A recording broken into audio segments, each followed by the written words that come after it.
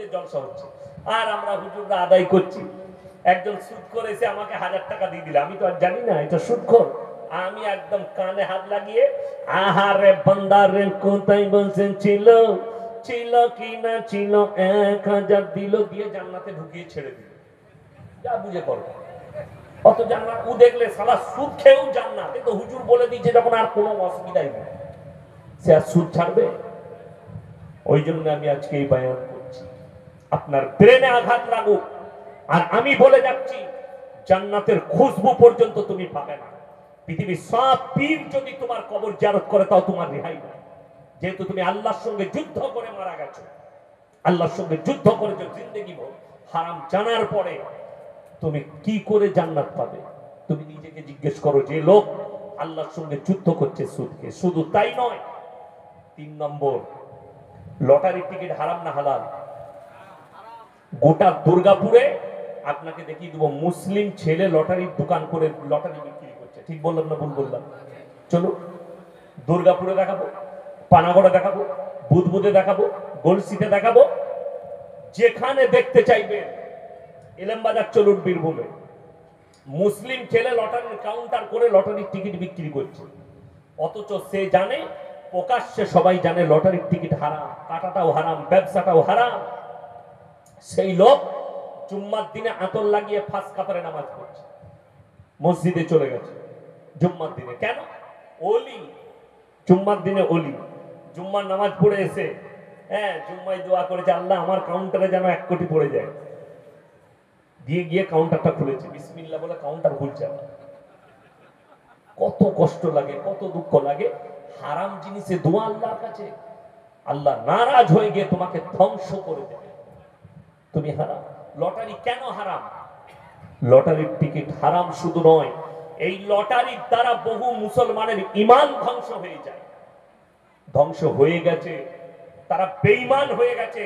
অথচ সে মুসলিম ঘরে বাস করছে, নামাজ পড়লেও সে বেঈমান। কেন?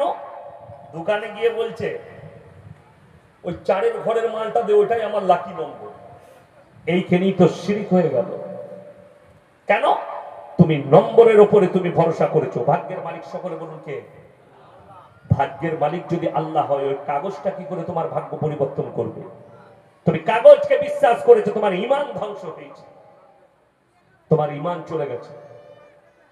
হারাম আপনার কাছে হালাল। আপনি লটারি বিন্দাস ব্যবসা করছেন, লটারি বিন্দাস কাটছেন, অবাক হয়ে যাবেন। রুজির মালিক সকলে বলুন কে? আল্লাহ। আপনাদিকে কি খাইয়েছে জানি না, মৌলবীদের দস্তরখান আলাদা, ঠিক কিনা কথা বলেন?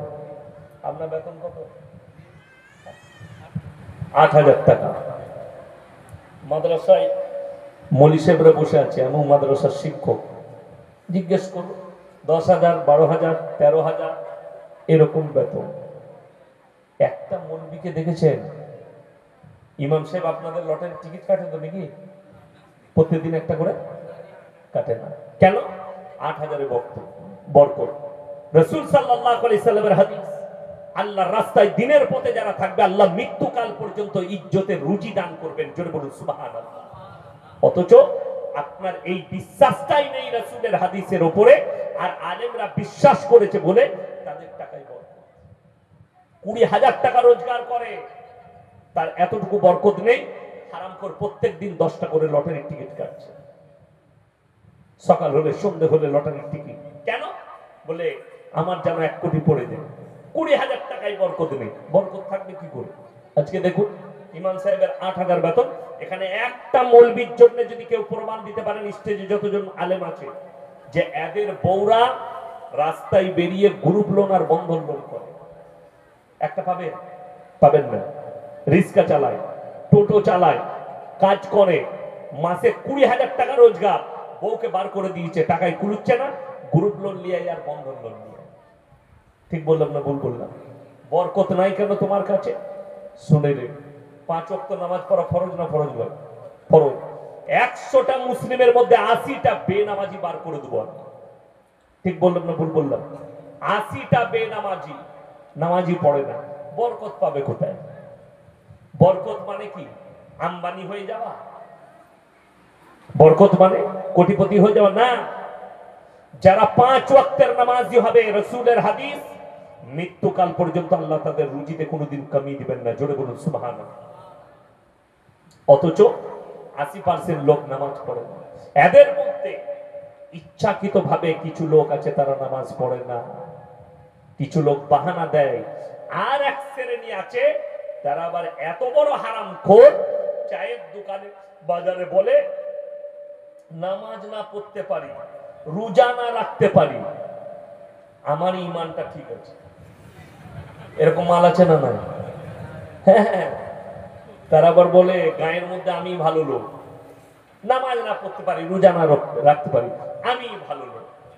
বড় কষ্ট লাগে, দুঃখ লাগে। এরকম মাল যারা আছেন তারা ভালো করে শুনে যান, সেই লোক কিন্তু জাহান্নামেই যাবে। ভালো করে শুনে নেন। এইরকম যাদের ভাষা, কিয়ামতের দিনে দুটো রাস্তা, একটা জান্নাতে জান্নাতীরা যাবে, একটাই জাহান্নামীরা পথে হাঁটবে। কোরআনে আল্লাহ বললেন জান্নাতীরা সেদিনে আটকিয়ে দেবে, দাঁড় করাবে কাদেরকে? জাহান্নামী দিওকে। কি বলবে? ফি জান্নাতি ইয়াতাসাআলুনা আনিল মুজরিমিনা মা সালাকাকুম ফি সাকার। এই জাহান্নামী ভাইরা দাঁড়াও দাঁড়াও, তোমরা বলতে আমরা পাড়ার ভালো লোক, আমরা দেশের ভালো লোক, আমরা গ্রামের মধ্যে ভদ্রলোক, আজকে তোমরা জাহান্নামে যাচ্ছ। তারা 1 নম্বর উত্তর দেবে ক্বালু লাম নাকু মিনাল মুসাল্লিন, আমরা নামাজি মুসল্লিদের মধ্যে ছিলাম না, আল্লাহ তাই আমাদেরকে জাহান্নামে পাঠিয়েছে। মারাত্মক উত্তর এটা। সেদিনে তারা উত্তর দিয়ে হায়রান হবে, আর তারা উত্তর দেবে আমরা নামাজি ছিলাম না, মুসল্লি ছিলাম না, আল্লাহ তাই আমাদেরকে জাহান্নামে পাঠিয়েছে। ওয়ালাম নাকু নুতিমুল মিসকিন, আর আমরা মিসকিনকে খানা খাওয়াইতাম না, তাদেরকে ধাক্কা দিতাম, তাই আল্লাহ জাহান্নামে পাঠিয়েছে। এই 3 নম্বরটা মারাত্মক। ওয়াকুন্না নাখুদু মাল খায়িদিন, দাড়ি টুপি নামাজি মুসল্লি এদেরকে দেখে হাসি ঠাট্টা বিদ্রুপ করত, আর তাদের সঙ্গে আমরাও সাই দিতাম, আল্লাহ তাই আমাদেরকে জাহান্নামে পাঠিয়েছে। ওই জন্য দাড়ি টুপি নামাজি মুসল্লিদিকে দেখে হাসি ঠাট্টা বিদ্রুপ করবেন না, আপনার জন্য বিপদ সীমা কেউ পার করতে পারবে না। ওই জন্য আমার ভাই সকলে হাত তুলে বলুন আজ থেকে নামাজি হব। জোরে বলুন ইনশাআল্লাহ। হারাম থেকে নিজেদিকে অ্যাভয়েড করুন। হারামটাকে হারাম বলতে শিখুন। কোন মুসলিম লটারির টিকিট বিক্রি করলে তাকে ডাইরেক্ট বলুন তুমি এটা হারাম কাজ করছো, হারাম ব্যবসা করছো, তুমি হারাম ইনকাম করছো। তার যদি লজ্জা শরম হয় সেখান থেকে ফিরে আসো, 2 বস্তা আলু বিক্রি করো। আজকে মুসলমান হারাম হালাল জানে না কেন? তার মূল কারণ হচ্ছে প্রত্যেকটা মুসলমান যারা দাড়ি টুপিওয়ালা আছে, আমার যারা সাথী ভাই আছে জামাতের, সকলে জানেন প্রত্যেকটা মুসলমান নরনারীর জন্য দ্বীনি শিক্ষা অর্জন করা কি কথা বলে ফরজ।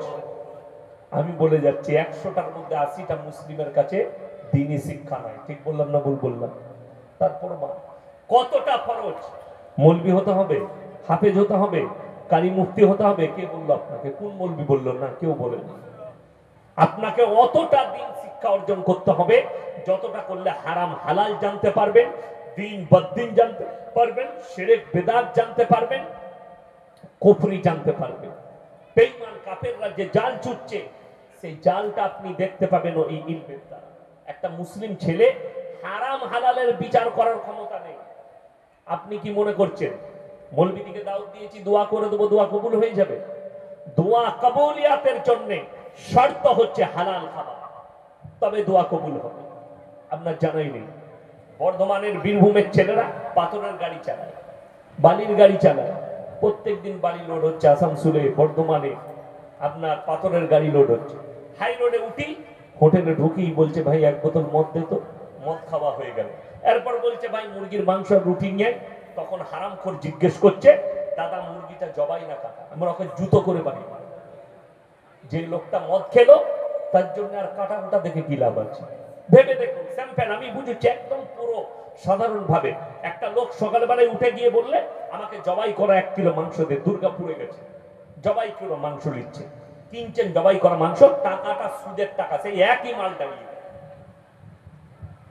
খালি উল্টে দিলি একই দাঁড়িয়ে গেল, টাকাটা সুদের, মুরগিটা জবাই। অবাক হবেন, মুসলমান বুঝেই না যে আমার